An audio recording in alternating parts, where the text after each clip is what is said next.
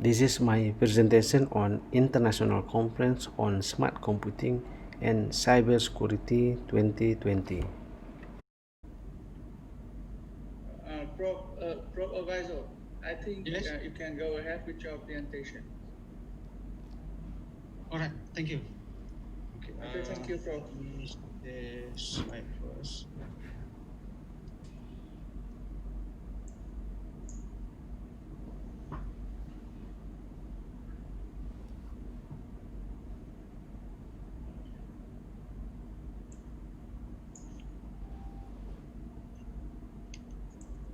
Okay.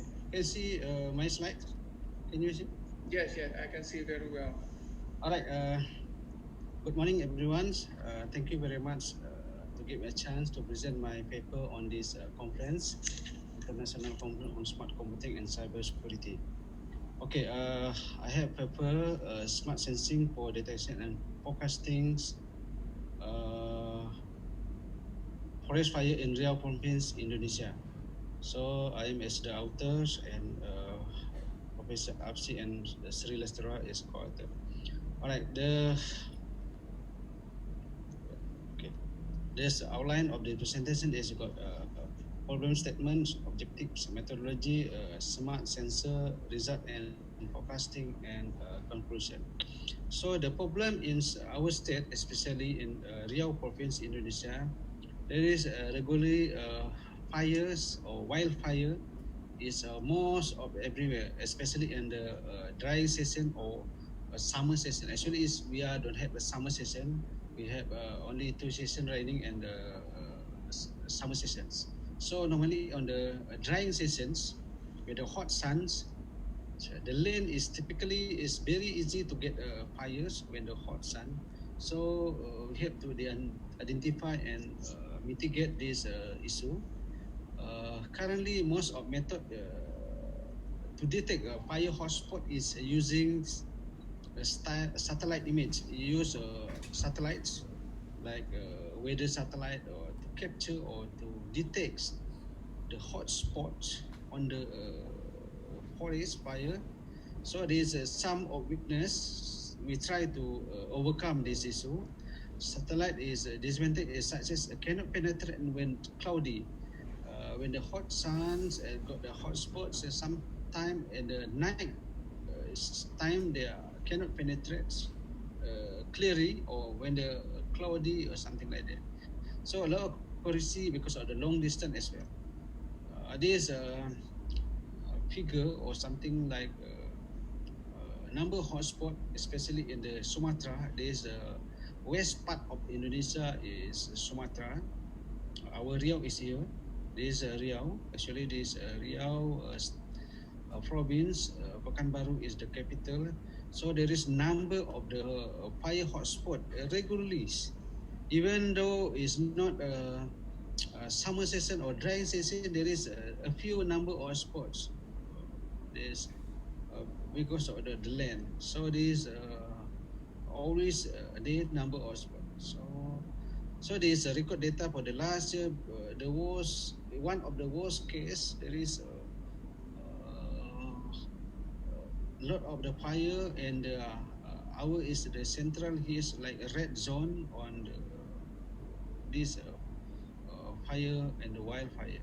So actually in Indonesia, this all Indonesia, basically is Sumatra and Kalimantan, especially West Kalimantan and middle of Sumatra is very high potential to get wildfire. So this last year data. So this last year data also 2019 on September, there's the index of the air quality is up to the dangerous, more than 300. So this is very bad for community and peoples. So this how imagine the air pollution and the city with the haze and the sometimes dust or smoke, something like that. So this just figure. So this indicator on the city, the government installed the monitoring of the air quality. So they indicate very dangerous. So this just some. This is another data. So among 34 of state in Indonesia, Riau is one of the highest number of hotspots in the wildfire. So based on this data, so we're trying to identify the problem. You go imagine how the fire goes to the wild and the forest as well as the land and the community. So this, as I said, current method is most using was a satellite image.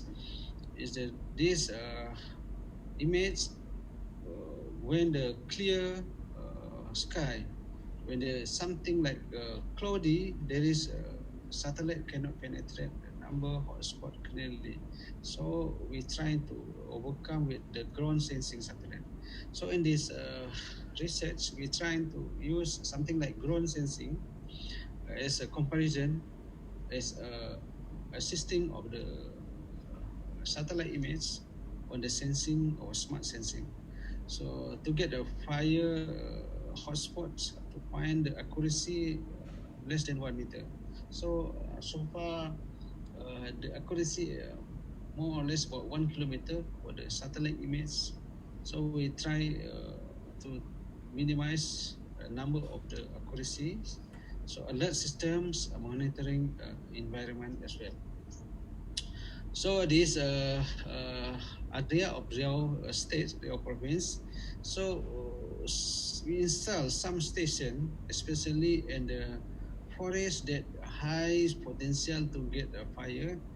Although this Riau is a quite large area, so it's not all forest or all the wild or the land is potential to become get a fire. Some area is normal, because certain area is very dangerous because the typical of land is like peatlands. Peatland is something like soft lands with the dry. When the dry, the land is the peatland is drying. Very easy to get fire. Even there is no one to get fire the lands, they automatically with the leaf, dry leaf, everything is very easy. So it is typical of land. We install some of the stations, monitoring system, the forest to capture uh, the number of hotspot by detecting some parameter like temperatures, humidity, winds, the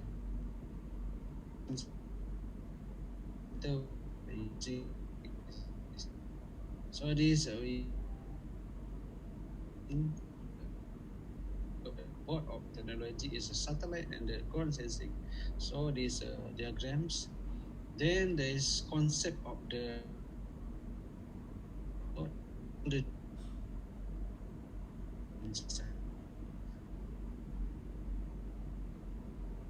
area potential with the so because strategic area to cover the forest. This how to calculate the of square meter area.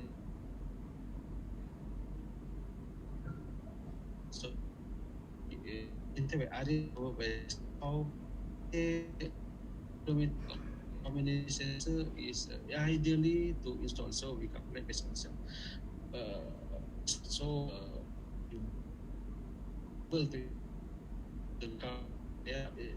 take a cost investment. So we have to install many sensor. The cost is there and the maintenance as well. So the house, the sensor send the data back to the backend system. So every sensor monitorings and get the data we send backend system. Sensor we made in our labs. This sensor this some of parameter like temperatures, humidity, even the fire sensing when the red color and the night they could sensing. So a few parameter as comparisons. So to get the data more accurate is we stick one parameter. Let's say only temperature is sometimes is temperature high is not representing the fire. So we got like parameter like haze, smoke, humidity. So we we do comparisons. So in the end, we go conclude good decision. The final decision whether this is fire or not. Sometimes just noise. Let's say there is smokes. Maybe motorcycle or the vehicle pass through, making the smoke, but it's not real fire. Only the noise we consider is not real data. It's just noise. So this embedded system we install, we deploy on the site or the in the forest. So we use this parameter temperature with the lower, middle, and the 35. So this humidity is comparison. We did test in the lab scale, so to make sure the system or the sensor is workable is our plan. So this data from the months we got the data from the sensor. January, February, and there's 5 years before. So this data with the number hotspot, like 2019, we got 35 February. This all data. This all data based on the sensing detection in these systems. So we consider is not any hotspot is considered fire. We identify that hotspot is potential to get a wildfire. Let's say the small hotspot, just small is not potential to get wildfire. Small hotspot that maybe a few hours and the time later on they will stop is not considered the hotspot. We identify hotspot that is very dangerous and very potential. So this like the community, they are fire, they are rubbish, they are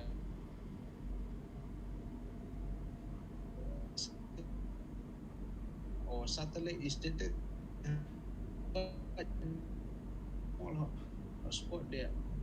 Many fire rubbish. This is not potentially get a wildfire because they are is manageable fire is not very potential. In this case, we consider it's a big fire. So this is time series the graph capture based on the data sensing. So we use ARIMA models to analyze and forecasting. So based on the data we got from sensing, we got the data as time series data. So we analyze with ARIMA models, time series data to do a prediction. So let's say for the future next one, based on the data retrieved on the sensor, so we can do predicts and forecasting how is possible, and we can do a prevention or preventive actions and compare to the actual data. So we collect all data, the real data from satellites, real data from the sensing, and the forecasting. So we do comparison. As in the end, we can conclude, we can determine the high accuracy number fire hotspot. Then in the width zone, okay, as well, and the width station in the width area. So a government authority can do preventive action, precautions before the fire happen. So this is what we did in this research. Actually, is to do is more smart sensor as as main how the area. Sensing is good, they are good in accuracy, but in small cover, satellite is made cover area but low accuracy. So we combine both of technology to overcome this issue. So in the end, we conclude and determine and the decision. The five we can do forecast the five future 5 months ahead. So in this first month, 25, 35 day, we can, based on analysis, we can predict, we can do forecasting on the hotspot number or hotspot. So based on this research, we can conclude that because the time is almost over, so we can predict is the average number of hotspot with 5 months ahead is 25, 31, 36, based on. So the more data we can predict more time. It is up to maybe can up to 1 year. This 5 months we can predict to 1 year ahead. So we can do and assist government to preventive action for this fire situation. I think that's all my presentation. Thank you very much for your attentions.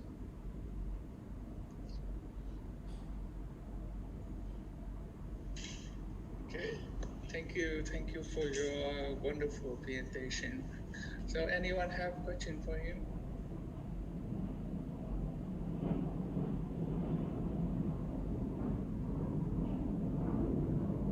Anyone have question? Okay, so I have question. Okay, so so could you please share with us about the cost for installing the sensor? So how about the cost compared to the other approach? Sensor? Yeah, the sensor. So the cost for Pardon? installing for setup the Okay. sensor. Oh, I see.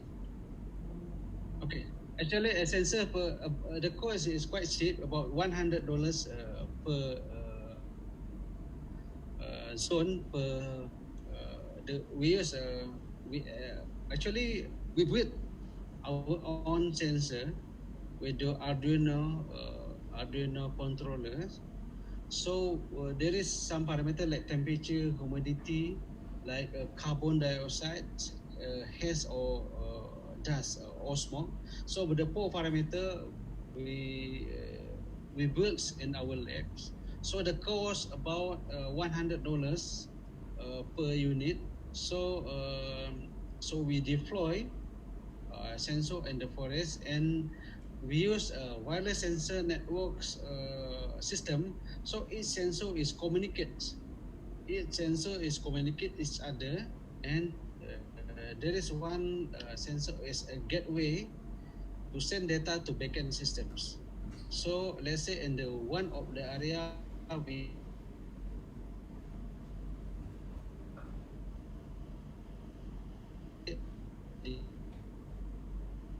and the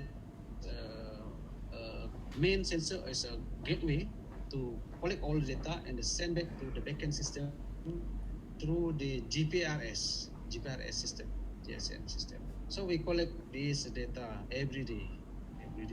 So in the backend system, we have a system to analyze the data. So actually, the raw data, huge number of data, we do a filtering. Some just noise data, yeah, do filtering. So backend system, we have another systems, computing to do the analysis.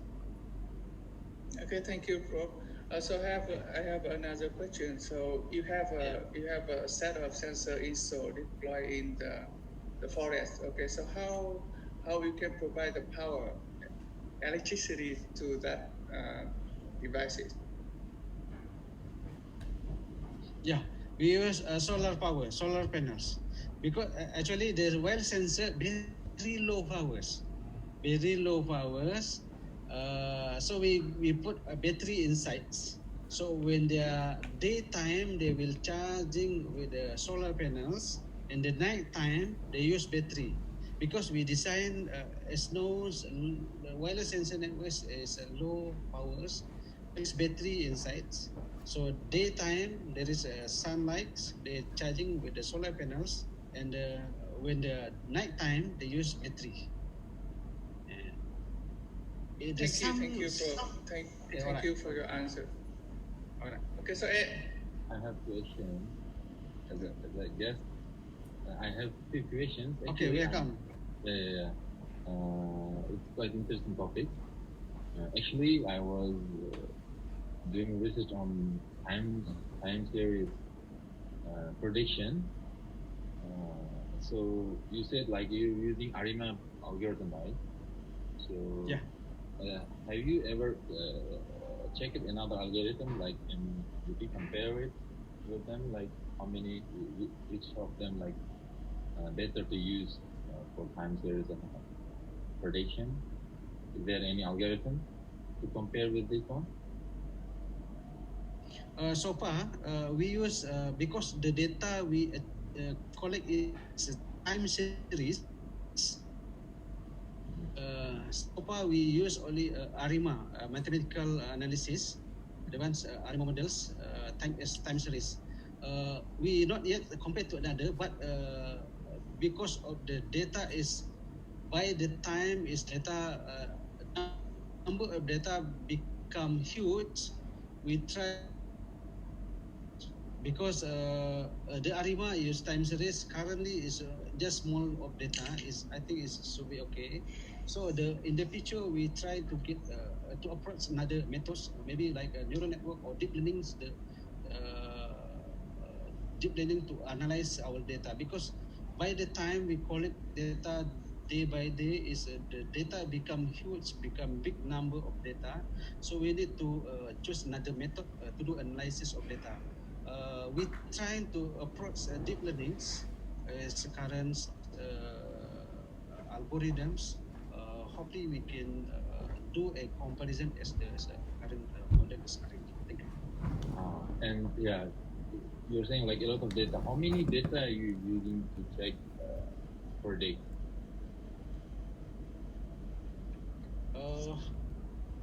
Data about around 10,000 raw data.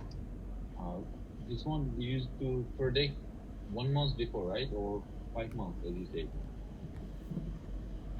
Because every day there is you say like you result is for 5 months ahead, right?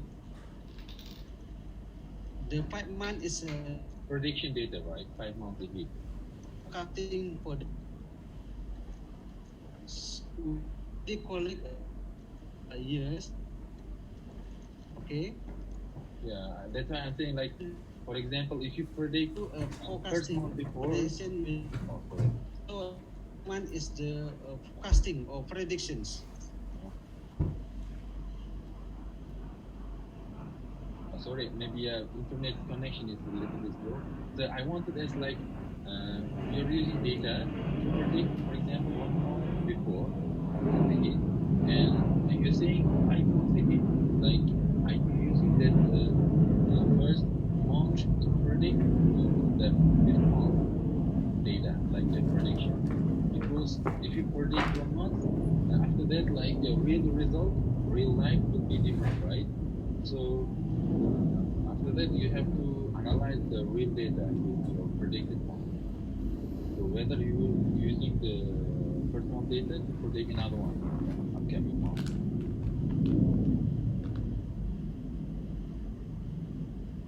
I think your voice is unmuted. Oh, you unmuted. Sorry.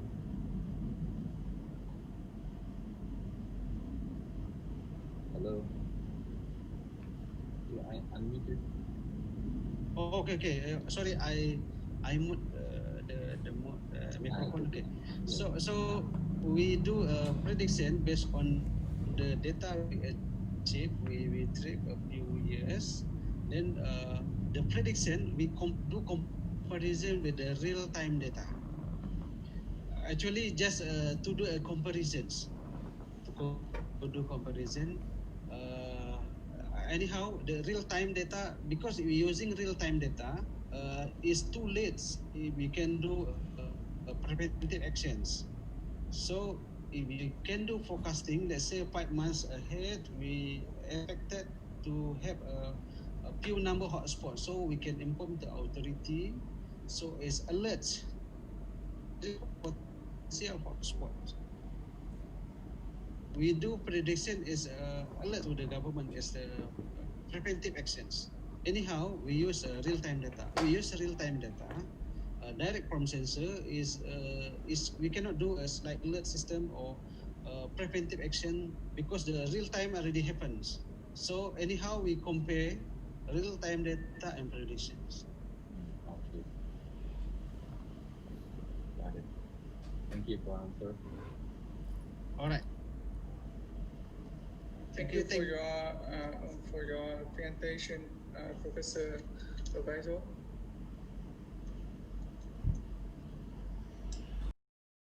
Terima kasih sudah menonton video ini dan nantikan materi menarik lain pada video berikutnya, serta jangan lupa untuk subscribe dan like.